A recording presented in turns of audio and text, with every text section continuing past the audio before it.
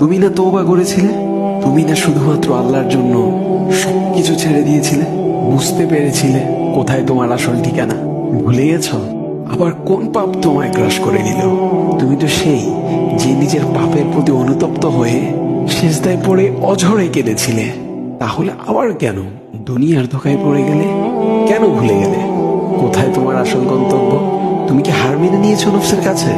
তুমি এত দুর্বল, ভুলে গেছো তুমি কার বান্দা? কে তোমার রব? তোমার রব তো সর্বশক্তিমান। সর্বশক্তিমানের বান্দা আবার কখনো দুর্বল হয় নাকি? মৃত্যু পর্যন্ত লড়ে যাও তুমি। শয়তানকে দেখিয়ে দাও তোমার ইমানের পাওয়ার। শয়তানের ধোকায় পড়ে অনেক পাপ করে ফেলেছো, তাই নিরাশ হয়ে গেছো তুমি, তাই না? তুমি কি জানো না তোমার রব কতটা মহান? তিনি তো তোমাকে ক্ষমা করার জন্য অপেক্ষা করছেন। তাই ফিরে আসো সেই রবের দুয়ারে, যার দুয়ার কখনো বন্ধ হয় না। ভিডিওটি ভালো লাগলে একটি শেয়ার করে দিবেন। হয়তো